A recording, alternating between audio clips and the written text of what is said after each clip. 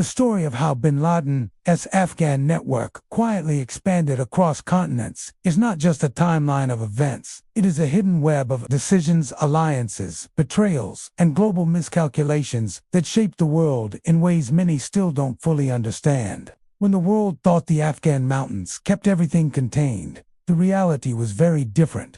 Something far more complex was unfolding behind the scenes. It began as a small group of fighters in Afghanistan, but what grew out of it became one of the most widespread international extremist networks in modern history. Operating in shadows, leveraging global conflicts, exploiting weak borders, and using technology in ways the world was not prepared for. This is the story that remained buried for years, only whispered in intelligence files and scattered testimonies. Today, we bring it to light. In Afghanistan, the world saw rugged valleys, dusty landscapes, and local fighters. What they didn't see was the slow construction of a global web, a network that learned how to survive pressure, decentralize operations, and grow silently using ideology, financial channels, and alliances with groups that were already active in different parts of the world. It started with small connections, one preacher here, one donation there, one training visit somewhere else, but every connection was a seed planted for future expansion. While the world's attention was on local battles, the movement understood that survival depended on spreading far beyond Afghanistan's borders. After the Cold War era ended, Afghanistan became the center stage for something bigger than local resistance. Fighters came from multiple countries, and in that process, lines blurred, identities mixed, loyalties shifted, and new plans emerged. Bin Laden realized that Afghanistan, with its isolated terrain and fragmented political landscape, was the perfect incubator for ideas that could reach far beyond the mountains. The network began to take shape with careful planning. Every individual who came for training didn't just leave with combat experience. They left with connections, ideological narratives, and long-term missions that were meant to be taken back home. These returning individuals played a huge role in expanding influence. Some went to the Middle East, some to Africa, some to Europe, and some settled in Southeast Asia. They were not all part of structured operations. Many simply carried ideology and started small circles, which gradually turned into local movements. Some were not extremists at first, but were influenced by charismatic speeches, revolutionary messaging, and the sense of brotherhood they felt in training camps. The global spread wasn't an overnight mission. It was a slow, quiet diffusion of ideas carried by people who believed they were part of a larger struggle. At the same time, funding networks grew in silence. Instead of relying on a single source, bin Laden's circle diversified finances through charities, private donors, businesses, and even through supporters who didn't fully understand where their money would ultimately be used. This financial web stretched across continents. Some donations came from wealthy individuals abroad, some from local supporters, and some from illicit channels that blended perfectly into weak financial oversight systems. This allowed the Afghan-based core group to stay operational, even while under pressure. Money moved through informal systems like Hawala networks, invisible trails that were nearly impossible to track. The world believed Afghanistan was cut off, but the network was more connected than most governments expected. They used satellite phones, coded messages, couriers, and secret routes to communicate with associates across the world.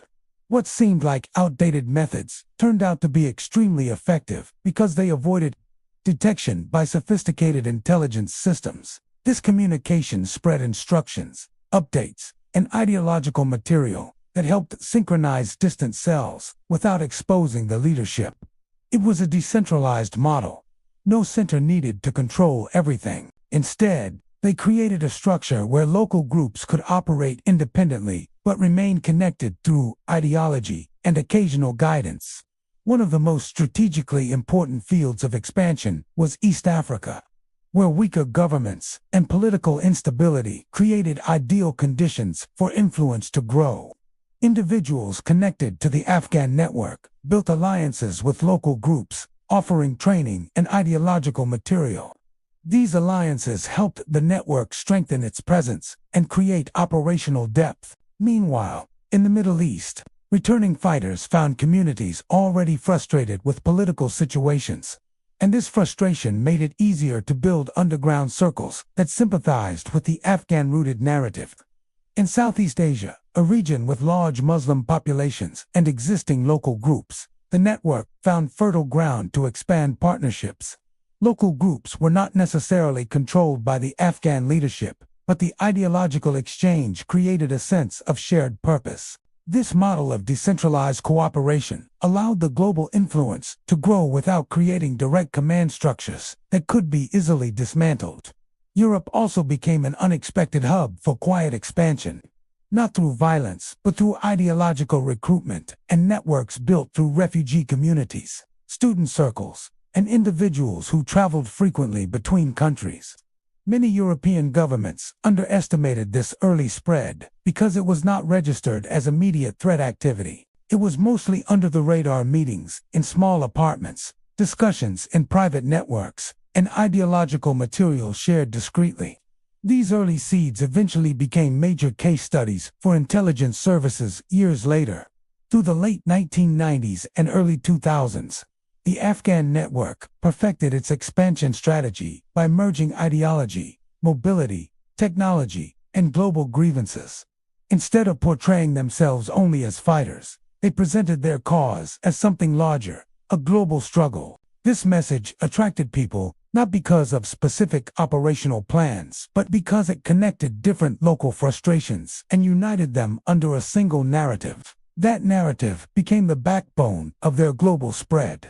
After the major events of 2001, the world finally turned its focus sharply toward Afghanistan. But by then, the expansion had already matured. The U.S. operations targeted Afghan bases, training camps, known figures, and local allies.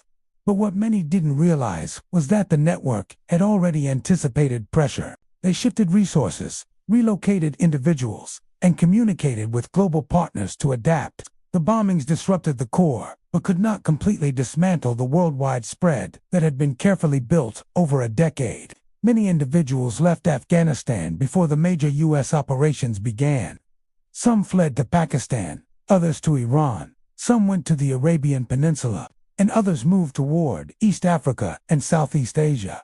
Wherever they went, they connected with individuals and groups already ideologically aligned. This created a diaspora network that was extremely hard to track. They no longer needed physical bases in Afghanistan. The base had become global. The biggest hidden strength of the Afghan-rooted network was its ability to evolve. When direct training camps became impossible, they shifted to digital communication, online material, encrypted messaging, forums, and radical literature spread faster than physical movement ever could. This phase marked the transition from a geographically rooted group to a borderless ideological movement. What began in Afghan mountains transformed into a global phenomenon that operated without needing a single headquarters. The network also capitalized on geopolitical events around the world, from wars to political instability to economic crises. Each event created openings for influence. When governments fell into chaos, when communities faced injustice, when people felt abandoned or unheard, the messaging found pathways to grow. This wasn't accidental. It was a calculated use of global conditions. Meanwhile, intelligence agencies across the world tried to understand how a group starting in such a remote region could reach so many continents. Their reports often pointed to the same pattern: training links, ideological bonds, returning fighters, financial channels, and partnerships with local groups. But even as agencies tried to disrupt these channels, new ones kept appearing. The network had mastered resilience. The most surprising element for many researchers studying the expansion was how ordinary many members appeared before involvement. They were students, workers, travelers, not the stereotypical images shown in media. This made the spread harder to detect because it relied not on open warfare, but on personal networks, private discussions, and ideological grooming. The movement understood that influence did not always require visible actions. Sometimes, the most powerful impact came from ideas quietly planted. Over time, governments adapted, intelligence improved, and many connections were disrupted.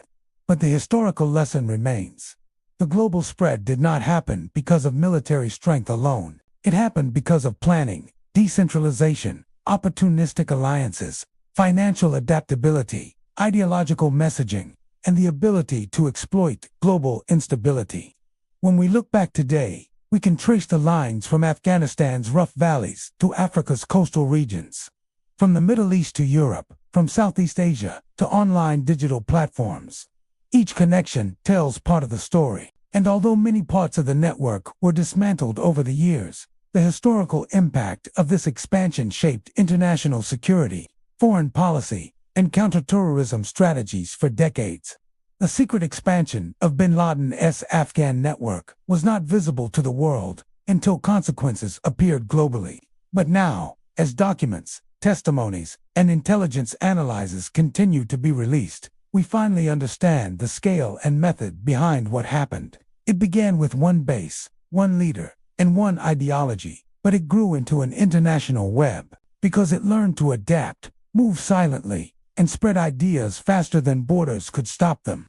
This documentary aims to uncover this hidden expansion, not to glorify or justify it, but to understand how history unfolded, how mistakes were made, and why global awareness must always stay one step ahead of movements that exploit instability.